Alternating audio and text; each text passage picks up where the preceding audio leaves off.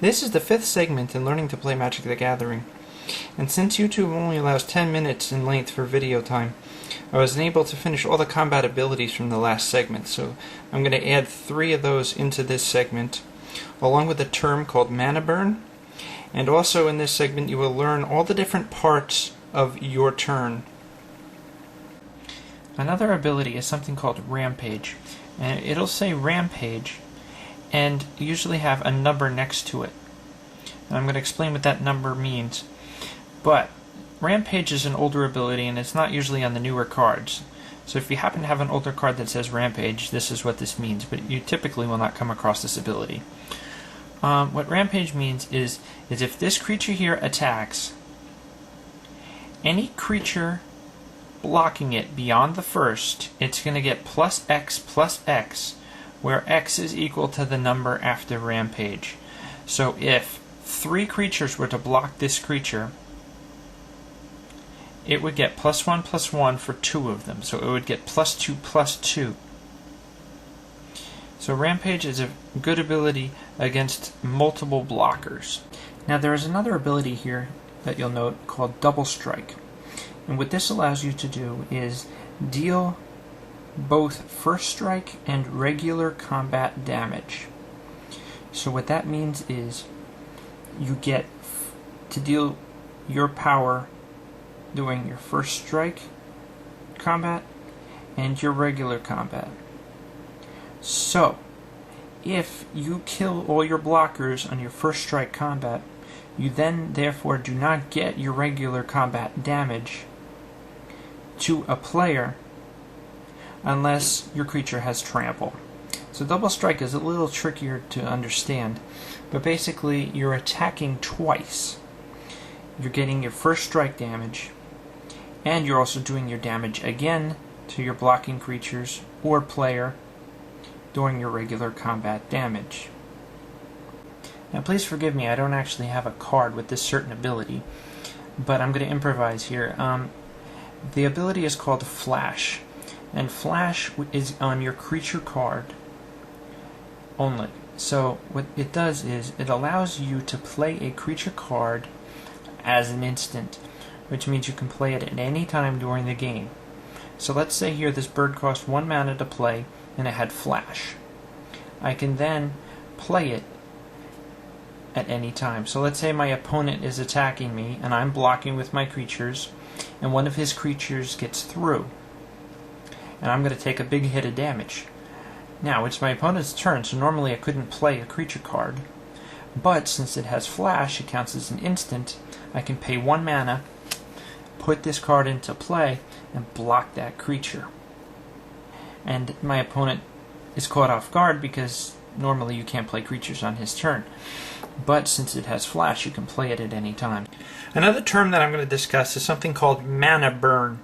And this happens when you have leftover mana in your mana pool at the end of your turn that is unused. So I'm going to do here an example of what I'm talking about. I have here a swamp, and let's say that this is my first turn of play, and I have played my 1 land required in my swamp. So I happen to have in my hand a Dark Ritual, which costs 1 black mana, and it allows me to get 3 black mana from it. So this helps me to speed up my deck a little bit faster. So I'm going to go and tap my swamp and play this card, which costs 1 black mana, and now it is giving me 3 black mana to use in my mana pool. So I also have this card called Keeper of the Dead, which costs 2 black mana to play. So since I have 3 black mana from my Dark Ritual, I have enough to play this on my first turn, so I'm going to do so. Now if you'll notice, I have 3 black mana in my mana pool, and I've only used 2, which means I have 1 left over. If I cannot use that extra mana on my turn, I as a player take 1 life point from my life total for each mana that is unused in my mana pool. So in this instance, I would be at 19 health if I was starting at 20. So that is what Mana Burn is. So it is important to keep in mind so you do not have useless mana that is just sitting there eating away at your health. Now I'm going to take you through the different parts of your turn. And the first part of your turn is called the beginning phase. And the first step of the beginning phase is called your untap step. So the first thing you do is untap everything that you had previously used in your last turn.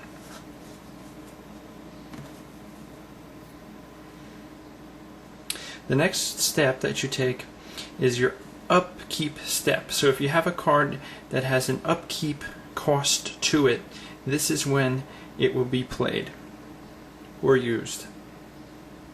After your upkeep step is your draw step. So you then draw one card from the top of your library and put it into your hand. So that is the beginning phase of your turn. The next phase of your turn is called the first main phase, and this is when you can play stuff from your hand, and any spells or abilities that you have that you want to play, you can then tap your mana for the costs of the spells that you're going to play, and like I said before, you can play stuff from your hand. At the end of your first main phase, any mana that is in your mana pool that is left over from your first main phase will give you mana burn, so just keep that in mind. After your main phase, the next phase is called a combat phase. And the combat phase starts with something called beginning of combat. This is when an opponent can thwart your plans of attacking. So if they have something that taps one of your creatures, he can use that ability now and tap one of your creatures, so that creature is tapped so you cannot attack with it. So that is the beginning of combat. After beginning of combat is when you as a player declare that you are attacking. So I'm going to attack with my Spined Worm and my Sky Hunter Patrol. So I'm going to tap both of those creatures, showing that I am attacking with them. And this is declaring attacking. After I have declared what creatures I'm attacking with, the defending player will decide then what creatures they're going to block with. So then after you declare you're attacking, your opponent gets to declare what creatures they're blocking and how many of their creatures are going to block. But as a blocking creature, you must be untapped. After attackers and blockers are declared, you are then going into the damage step. So that is when you determine what creatures are going to get damaged and what creatures are going to be destroyed and whatnot. Also, this is when you use your stack, as I had mentioned in my previous video, of instances or abilities that you're going to use to help try to keep your creatures alive and destroy the other creatures. So the damage step is important. After the combat phase resolves, you then go into your second main phase. And what this is any lands. Now you can only play one land per turn, so if you had not previously played a land from your first main phase, you may play it here in your second main phase.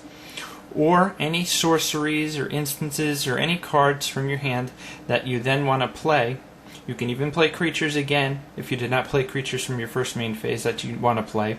It's a second main phase, so you can therefore play all the rest of the cards that you want to play. But at the end of this main phase, again, any mana that is unused in your mana pool will give you mana burn. After your second main phase, it goes into a phase called the end phase. And any of your cards that say until end of turn wear off here. So after your end of turn part is called the cleanup step.